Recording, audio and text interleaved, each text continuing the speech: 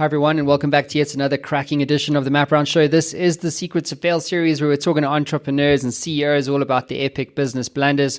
And with us on the line in the hot seat today from the bright lights of Arizona is Devon Dickinson. Devon, welcome to the show.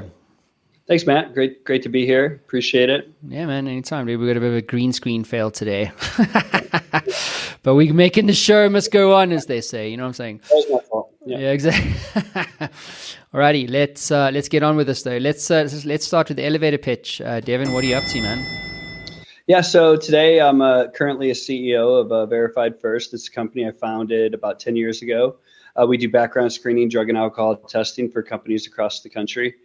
Before that, founded a company called Safety Services, ran that for about 10 years. Sold it to private equity, recently bought it back, which is pretty exciting. So it's fun to kind of have two really big companies running. And then I have a few, other companies that I run with some friends and family, different projects that, always kind of have my finger in a few different pies and do some commercial real estate and some other stuff here and there. But I was telling Matt that, the thing that stresses me out the most is I'm actually a varsity soccer coach. So that's what keeps me up at night compared to everything else. So, well, commiserations, my friend. You're rather you than me, Yeah. All right, cool, man. Well, look, let's get on to the meat and potatoes of this episode. What is your story of fail for our audience around the world? Yeah. So, I think when you sent me, reached out to me and talked about it, and the stories around failure, I think, are why I am who I am today. People have wins and losses every day, but I think it's truly what you do with those. And so I love this podcast. I love the idea of it. I love the idea behind it, because that's where we really learn is failures. And so when you challenged me and said, hey, what failure do you want to talk about? I was like, I got a lot of them. Which one's the most impacting is hard to say, but one that is fairly fresh, and I think I'll share, is basically something that cost me about $500,000 in real green, hard cash, but it was a great learn because we started a project, and I'll tell you the end before I tell the story. The end is that I learned the value of MVP, minimum viable product. And I didn't really have that concept going into this project. Actually, my CTO that I hired much later began to ingrain that in me, because I'm an entrepreneur. I like ideas. I like creativity. I like creating things. And but I went into this project to create this kind of new software that everyone loved. We all loved the idea of it. I had vetted it out. I actually feel like I did a decent job piloting it to other folks and, doing some market research on pricing, competition, everything. And so we really felt like we had a really good plan going into it. Where we failed epically is we'd never created or defined what our minimum viable product was. And I think had we done that, we would have launched sooner. And frankly, we probably still would have gotten, we still probably would have failed, but we would have failed much sooner and failed at a much lower price tag. I didn't understand the minimum viable product. So we continued to pour more and more money and more resources pursuing this idea of, perfection. Probably the same reason it took Michelangelo 17 years to paint the Sistine Chapel. I mean, it was pretty awesome when he was done, but I bet you probably could have got it done in, half the time or 30% of the time, and it'd been 80% as good, And I think in business, we don't have the luxury of 17 years, We've got to pay the bills. And I failed epically because I didn't understand minimum viable product, and I didn't set that scope going in. And so ever since that day, whenever we start new projects, new pilots, any type of new ventures that we're doing at any of my companies, we spend a lot of time around defining what the minimum viable product is, and then putting the scope behind it, putting a budget behind that, and then some rules behind it, and saying, hey, this is it. This is what we're willing to invest. This is what it's going to be. And once we hit this roadmap, we're launching. Like it or not, we're launching, right? And from there, we may make changes. But that was a huge learning experience for me. And I think entrepreneurs probably, as I'm telling this story, we, start to think about mistakes that we've made along the way that have been similar to that, where you just continue to throw money in because you haven't defined when the finish line is. It's kind of good, like going into a race and saying, hey, I'm going to go for a race. And you start off sprinting, and because you think you're doing like, a 5K, then it turns into a 10K, then a half marathon, then a marathon, and the line keeps moving and moving and moving, and you kill yourself.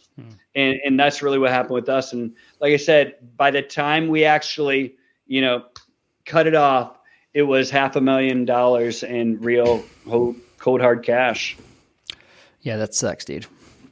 Yeah. Man. So like, I don't know, like I've had a lot of startups on the show, and, spoken to a lot of the like lean startup guys, Steve Blank, Eric Ries, Alexander Osterwalder. And that idea of MVP comes along, and then you get this, other thing. It's like, no, it's what does viable mean? Is it shit? Is it a product that people are going to come back to? And then I was like, no, you got to do an MEP, right? Which is a minimum exceptional product. But I hear what you're saying. Like, I've also developed technology products, and you have to be really clear on like how much you're prepared to spend on and for what outcome, and because you're clearly a visionary, right? So you kind of get romanced like me and everybody else also about the new shiny stuff, you know what I'm saying? And you get so passionate about that thing, and so you're just prepared to like run at it. But it's like, no, there's a process to this. Processes obviously drive results. So what stands out for you as a kind of a key takeaway? Like if you were to hang your hat in something to say, is it in terms of MVP, like, or whatever the case is, it's obviously important to know, as you said, but what is the lesson? Yeah, I think the lesson is putting the finish line, when you start to say, once we reach this point, we have crossed the finish line. And then, and you can't do this overnight, right? So like you have to spend a ton of time, like it's measure twice, cut once, so that when you create that finish line, you're not gonna have, a crap product, right? Like you're gonna truly know, like, hey, there's always features, there's always bells, there's always whistles, there's always something that we can add. But we know that once we get here, we can launch. And like I said, whether it's a product or a project, I think both are relevant, right? So I failed on that side as well, like starting projects and endeavors and sales, ventures, and you keep iterating and modifying. And I think that's great, but never at the, never at the expense of launching. It's kind of those folks, especially like if you have an engineering mind or a very artistic mind, like there's this ideal of perfection, and it doesn't exist, right? And so they're the folks, I think, a lot of times, entrepreneurs that are like, kind of, I use that analogy, it's like ready, aim, fire, right? Well, that's what we should do. But a lot of people go ready, aim, and they just never fire. And I think it's like, you can't live your life that way. Like you have to take the shot. Yeah. And you might find out the shot is way too far to the right. Well, now we can adjust. But if you don't take that shot, you don't know, right? And so that's where we really failed. Is I would have loved to have a much more simplified product and taken our shot and find out, hey, it was a failure. Okay, well, now we need to adjust. Now we'll adjust left. Now we'll adjust right. And after you do that 2 or 3 times, you're going to find out, hey, this might just be a crappy idea, but you're going to fail much quicker, or you're going to succeed much quicker. But you kind of avoid that ready, aim, issue that I think folks have. Mm-hmm. Yeah, there's no silver bullet. There's only lead ones. So you have to just keep shooting. Yeah. You see in the movies, right, when they're shooting mortars, they're like, they take a shot and then they're like adjust it, shoot it left. And I think that's how it is in business, right? We're at our companies, we are huge on data and reporting. And as a matter of fact, right before I got on this podcast, I just finished up our end of month meetings. And so each of our departments have our end of month meetings. And basically what that is data to understand, hey, do we need to adjust left? Do we need to adjust right? Are we winning? Great. Well, let's double down. Are we losing? What do we need to do? And I think having that gets you to have the ability to launch, even though you're not perfect, right? So you launch and you analyze. You launch, you analyze it, and you keep doing that, and that's constant improvement within your companies. And I think it's super true for us as a business. I run it kind of like the way we coach.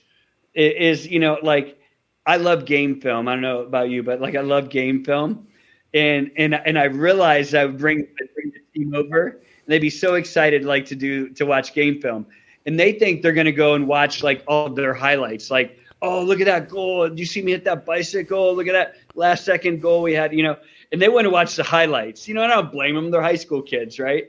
But I'm like, no, we'll watch the highlights. We'll give each other high fives, but we already know we won or we already know we lost. We're watching the game film to find out where we screwed up. Hey, it's great that we scored here. You get to watch. We're going to watch that once, but we're going to watch where we got beat, and scored on. We're going to watch that 3 times, 4 times, 5 times. And that's really where we're going to learn. And, just like this is all about is, these stories of failures are really where the growth is.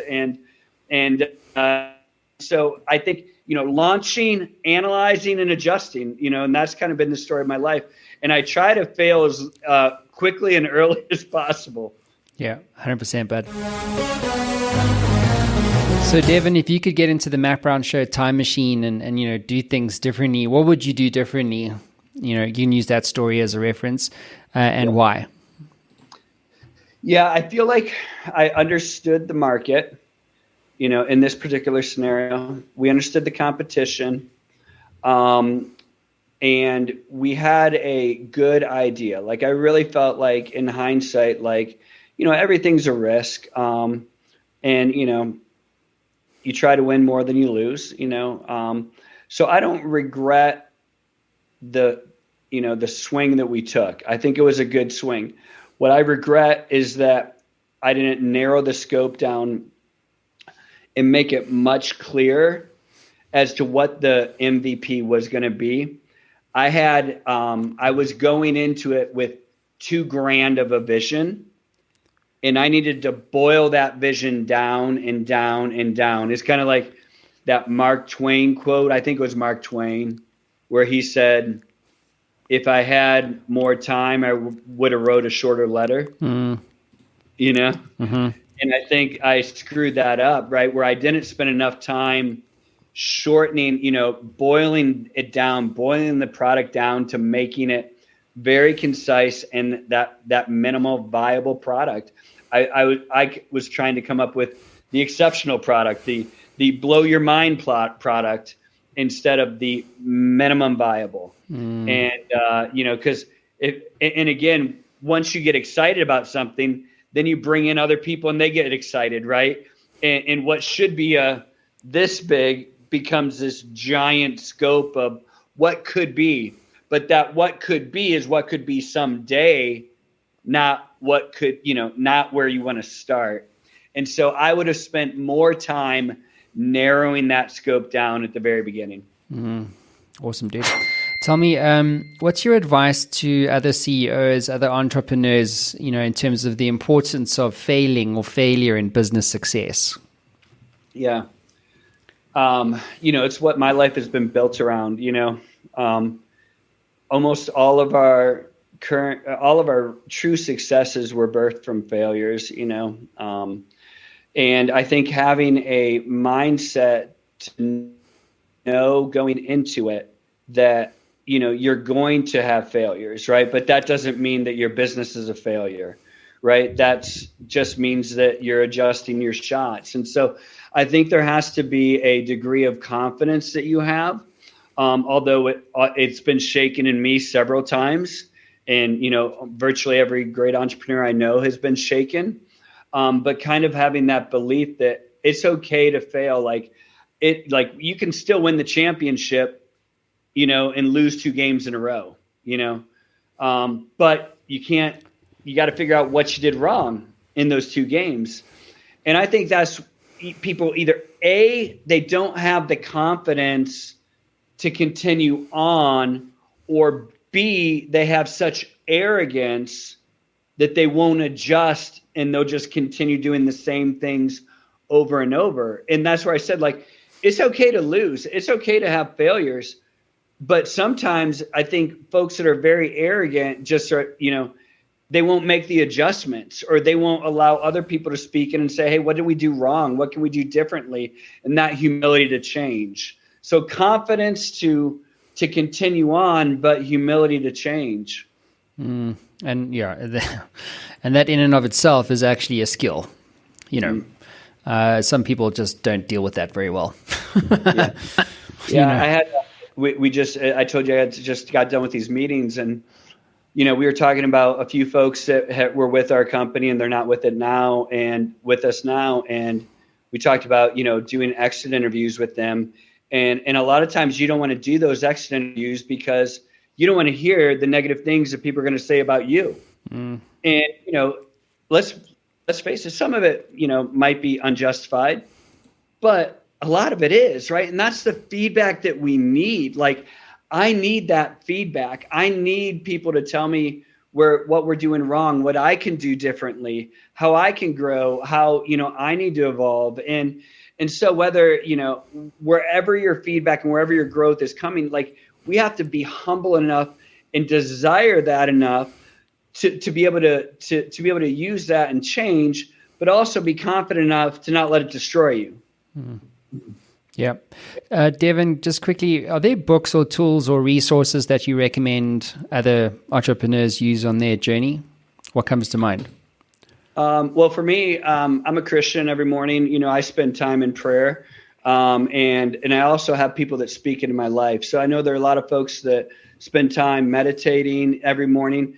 I believe that having that time in the mornings every day to self-evaluate and to reflect and to change is incredibly important, because life happens quick, right? Like, you get that first cup of coffee, you walk into a meeting, bam, that's it. Your day's done, right?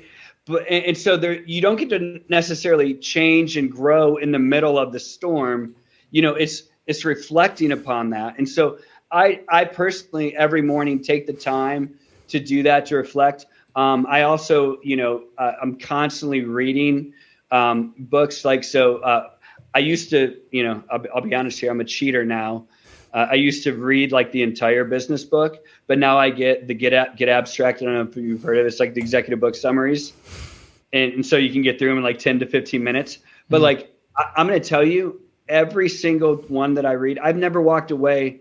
Even if I fundamentally disagree with it, I've never walked away without at least 1 to 2 or 3 really good takeaways that apply to me today, every single day. And so, it's never been one book, but I think it's that constant reflection and betterment, not just of your company, but more importantly of you. Because if you're not growing, how can your organization grow? And so I'm not sure if I directly answered your question, but I think I. Yeah, you did. You did. Yeah, basically, just go and get short summaries and take shit away. Doesn't matter what you read. Just keep learning. Never let your education get in the way of your learning. Yeah, and that goes back to humility, right? Like, I hired a CEO one time that this guy had an incredible pedigree, like incredible, like his schooling, where he worked, his accomplishments, they were unbelievable. And when I was interviewing him, I asked him that exact question that you just asked me. Hey, what are you doing to grow? And he's like, I'm like, do you read books? Do you have a mentor? And he's like, no, I pretty much got it. And there was just something about that just like struck me as negative. Unfortunately, I hired him and he ended up being a catastrophic failure because he was so arrogant that like it was his way or the highway. Nobody could speak into his life. And he literally just drove the company into a brick wall, because he was unwilling to learn, unwilling to grow. That arrogance was his downfall, because he certainly was bright enough, sharp enough, and had, all of the, skills needed to do the job. Just, his arrogance killed him. Awesome, Devon. Well, look, appreciate you, dude, for coming on the show and, for lending your perspective. Great chat. You're a cool cat. And thanks for making a difference, man, and letting the world know that it's okay to basically fuck up and fail. But I appreciate you. I don't think you would use F-bombs, but I do. Anyway, I appreciate you, Devon. Thank you for being here. Matt, I appreciate you inviting me. Thank you. Anytime. Thanks, everyone. Okay.